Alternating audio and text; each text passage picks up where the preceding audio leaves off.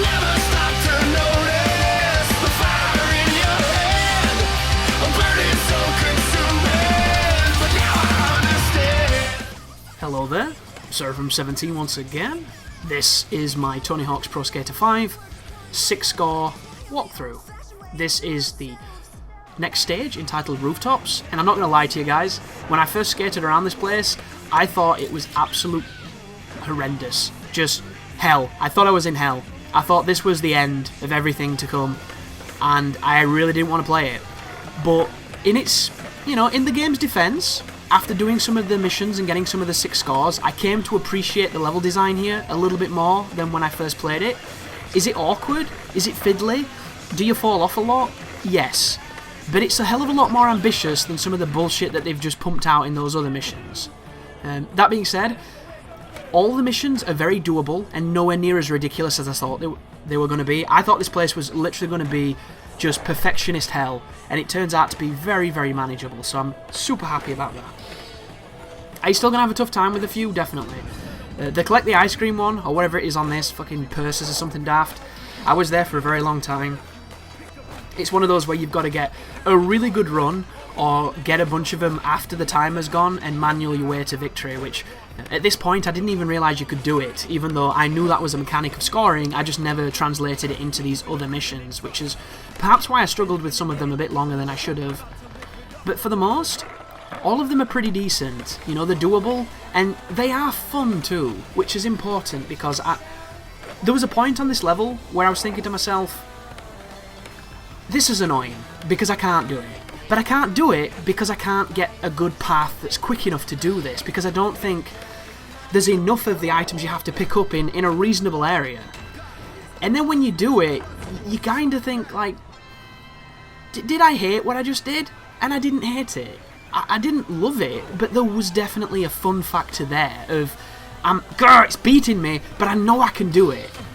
And I think that it definitely helps if you can get into that mindset. If you can just get mad and you want to turn the game off, or if you do turn the game off, you're fucked. You'll never do it. But there are a lot of missions on this Rooftops that are hilariously easy. So you want to cling to that notion because it's going to help you through some of the tougher ones. Like, the one that you might be stuck on for 40 minutes, you might do 5 in less than 10 minutes after it. So always think like that. Don't be thinking like, this one was stupid hard, the next one's going to be worse, because it never works that way. Never works that way. But that's all the objectives, so we need to smash some aerials now, which the hardest part about this is finding them, and you are watching my first run around this level, so I don't know where they are, but I've edited it together to cut out some of the nonsense in between. But you'll notice that my board has weird wings, and I'm doing a second jump. Well, that's the mechanic here. You get a power-up, which is this wing symbol, and it enables you to double jump. And you can do that at any time when you jump. So you can go up into the air, hold a trick, spin a bunch, and as you start coming down, you can prop yourself back up again. It's really weird and broken, and it gets a while to get used to it, but it's really good for scoring potential, and it's definitely going to help you on a lot of other occasions. But you need to grab it. If you don't have it, you're just going to be normal Tony, and you're not going to be able to do it, and you're just going to fall off a lot. But it definitely takes some getting used to, and I wouldn't blame anybody for falling, because I fall all the time. But that's the end of the free skate missions, so now we're going to go into the 6 score. So the first one is to get 1.5 million points. I always think of DSP when I see some of these scores, because he couldn't get... I think he was on the 2nd level, which is the Bonfire Beach, and he barely got the amateur score. And I always wondered, if he'd have actually stuck with the game instead of making excuses to quit it, because admittedly, it's not a great game. But his complaints were, all you do in the game is arbitrary missions and skate. That is every single Tony Hawk game ever fucking made. And he said he played the old ones, so he knew exactly what he was getting into. I think a major part of it was noticing that he was barely beating the first 2 levels, and the acceptance that he was probably going to struggle. And the thing that sucks is that's my favourite DSP. The one that's not having everything go his way, where the stream chat's not helping him on every occasion, and the ones where he's finding a game challenging. I love watching that because he has this special quality of delusion where he blames the game for everything, and I find it absolutely hilarious. And I like it because I think it's entertaining. And Tony Hawk's could have had that, because not only does the game not work very well, but it's also really challenging for somebody who can't even do the basic fundamentals of the game. So it would have been comedy gold. And we were denied it because he just quit playing the fucking game like he did Skate all those years ago. Which, I understand Skate, because Skate is a very, very tough game. Like, my dog can play this game. You just have to understand how it works. And at this moment in time, I'm showing you exactly how it works, which is ridiculous. Do crazy stunts in the air, spin a lot, revert into manual, get that multiplier up, and then maximum profit. But the soundtrack on this game too, at first I didn't like it because I thought there just wasn't enough songs that really stood out to me. After a while, I grew to really like some of the songs that are kind of in-between songs. I still think Killer Be Killed is the best song on the game. There's a couple of decent ones in there. There's a couple I don't like, but for the most, I think it's a decent soundtrack. And I really didn't at first. It really grew on me, and now I know the songs because I've put some time into the game. So I don't think it's fun because it's always a mixture of music. It's not just one genre or, you know, one type of style. There's a lot of it in there, and I really appreciate that. I've appreciated all the Tony Hawk soundtracks, even though they've always had songs on them that I perhaps wasn't a big fan of, but they always had ones that I really loved. So on this we can't revert after we land. So you'll notice that I'm still going into a manual when I land because I'm wondering what's going wrong. I'm like, why can't I do this? And then I realise, okay, it's not letting me do it. So I put the special on because the special is guaranteed to put your head shrinkage down to really, really close to low. And all I'm doing is cashing in pretty easy tricks. Nothing too glamorous, nothing too crazy. Just making sure I keep it down because on these later levels, your head busts so fast. So you want to always be cashing in tricks. And as long as you do that, you should be fine. But just watch how fast it's going to start going up. When we pass a minute, it goes up stupid quick. Like, it starts going up really, really fast. And you want to just keep it as low as you can. And right now, there's nothing I can do. The game is essentially screwing me because I fell off. But I was really lucky then. Like, there's no way to speed up respawning. And I went from 0 to almost 90% in the time it took the game to put me back on my board. So be very careful with that. But you're never going to struggle too much on those as long as you appreciate that all you have to do is consistently score. And you don't have to be too crazy. So this is it. This is it. I was here for a long time. We're talking maybe about 50 minutes, maybe an hour. And you might be thinking, well, that's not really a long time, Chris, in the grand scheme of things. I know it's not. Well, I'm not talking, you know, stupid times. Like when I was trying to kill the last boss on Gears of War 3 on Insane for my walkthrough, where I was there for like 4 hours. But, you know, 50 minutes doing something that's, you know, not the most fun is still really fucking tough and annoying. And the thing with this game, because it fails so much on a mechanical level, it gets you really mad. Because there are times where you'll grind a rail and he'll drop off the fucking rail. And he shouldn't. And it's so aggravating. And you'll never see any of this because it's all in the fail runs. But the path I'm about to show you is consistently quick and you can get a ton of lunchboxes. I'm talking a whole bunch because I found this path forged in hell because it took so bloody long. But it's not the worst. The one on the asteroid belt, 2 hours. 2 hours to collect a bunch of superfluous bullshit. It took me like 5 minutes to get the 6th score, which is 5 million points. 5 million points in 2 minutes. Collect 60 bloody lunchboxes. 2 hours. There's no justice in this game. And that is the worst objective in the game for me. And the reason, the rails on the asteroid belt do not work. Ugh, God, I hate that level. Don't play it, don't buy it, ban everything. Like, boycott Tony Hawk, send him aggressive emails. You know, tell his wife that he's a miserable human being who makes terrible games. If he's got a wife, I have no idea. Tell his son as well. His son should know his father's shame. But so, we've done it at that point with 15 seconds to spare. It was just to show, if you can do that on every single one of those, collect a bunch of bullshit, then that's pretty crazy, because there's no way you're getting 15 seconds on the final one on the asteroid belt. And if you can, you might as well just, you know, wear sandals and grow your beard, because you're Jesus. But this is the ring one, and it's another simple one, a really fun, nice line of things to do. And it makes sense. However, getting some of these jumps to grind on the right spot can be tricky. And it comes down to one thing. Whoever designed this game and made it so that the grind button makes you plummet is a fucking moron. He is somebody who knows nothing about Tony Hawk games and who should really not design video games because it's completely counterintuitive to the momentum of the game. Not only do you move faster when you plummet than anything else in the game, which is really jarring, but it's also going to make you miss things that you would normally have hit. And on a game where it's already fiddly with its detection, do you really want more hoops to jump through, if you'll forgive the, the topical expression? But there you go. Really fun. Probably got that on one attempt once I got the path, which is probably maybe 4 or 5 attempts, but 5 minutes tops. And you've got a 6 score that you enjoyed doing.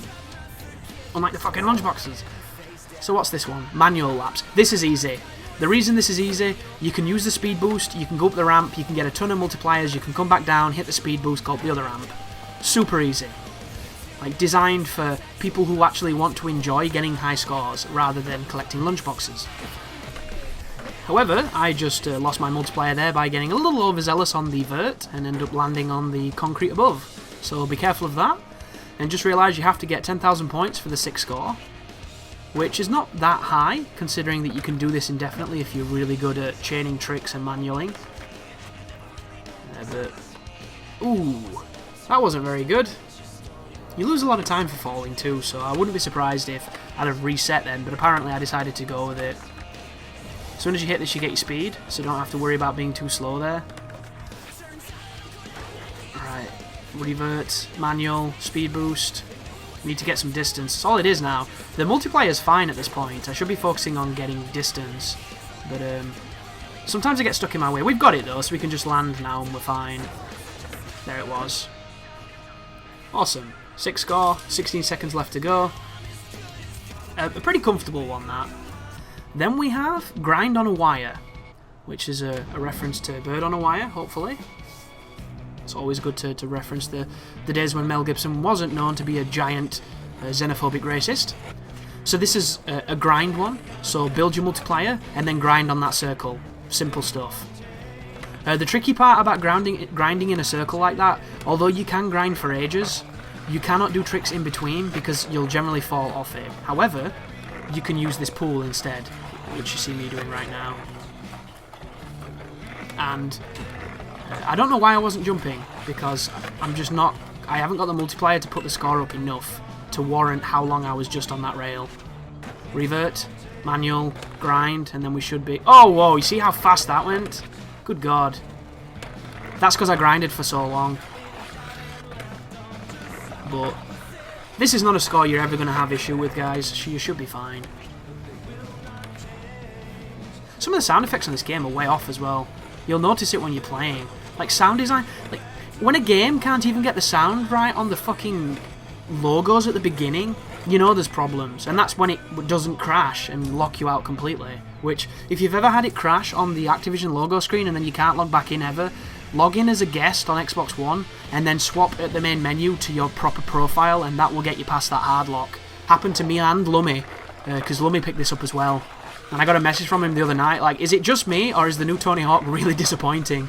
Because before I knew Lummy, he was a massive Tony Hawk guy as well, like myself. So we are two people who've, you know, put a lot of time into this series, and you notice it immediately. Anybody who's a big fan, uh-oh, that's not good. Do you see that? I remember this now. I was going to retry because I fucked up, and I still managed to salvage it because I was going so quick just then. So look how lenient this score is compared to some of the other ones we've done. I can fall off, think about quitting, and then get back on the horse and still win. That is what every 6 score should be like, but it's not. And I did it with 4 seconds to spare. 4 seconds! Absolutely insane. Because it's lenient, it's not, you know, pull your fucking teeth out, rage-inducing. As I fall into a pool.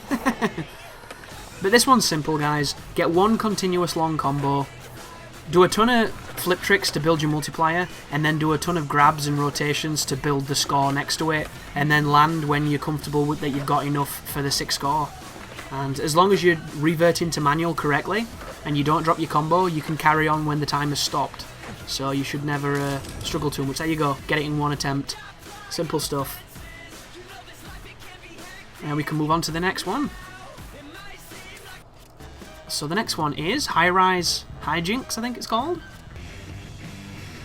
Score is derived from the amount of time you're in the air. Another really fun one. Really simple scoring objective that can be done in 1 or 2 attempts, and you can enjoy every moment of it because it's what these games are about. But these objectives just aren't enough. Like, the thing I liked about the early Tony Hawk games is all the objectives that didn't involve score involved doing something simple, but you had to figure out what it was. And the discovery of it was the hard part. It wasn't all about execution. Sometimes it was, if you had to, like, you know, stop a valve or something and you had to do a bunch of really eclectic grinds to get to it. But it wasn't, you know, just hate your life for 40 minutes trying to collect a bunch of arbitrary bullshit and bring it back somewhere. And if you fall over, you're fucked. And if you fall off a rail, which you do all the time because the game is a piece of shit, like, you're restarting immediately. Like, look at it. That was just skateboarding and fun. And there should be more of it, and there just isn't. Like, instead we get this, Rooftop Rigmarole, which, admittedly, this is not too bad, but it still suffers from a really, really bad design choice, which is the boosted ramp positioning of a wrench. Like, this is perfect. I love this bit. And then this next area, this is nice. It's a good line, leads to this, takes you around the corner, and then from here you can get the next one and jump to the next one. It's just the vert ramp section. If you hit the vert ramp on the wrong angle, or you don't do an arcing enough jump, you'll miss the wrench, and because it's so high up, it's really hard to tell. So you have to follow the arrow, and the arrow just doesn't do its job well enough, I don't think. Jump at the end for that one, hit the ramp on an angle here, and I missed it. See what I mean? Is there any need for that bullshit? It ruins the flow of it, because everything else runs so well. And then this last bit is tricky too, because you have to jump to the right here and get on top of this grind position, which I'm really bad at doing, but I got it. And then from here you need to speed all the way you can over here and get back to the crane, which I think I completely disagree with. Once you have all 10 wrenches, it should end, because it's... Wait, look how close that was. 0.06 of a second left. But that's all the sick scores on Rooftops. Definitely a tricky mission, but not as tricky as it could have been, so I'm very, very grateful for that. Good luck with it, folks. Hopefully you don't fall off the rails as much as I do when you're grinding them perfectly and the game's just like, no, we can't do this. But as always, you take care now.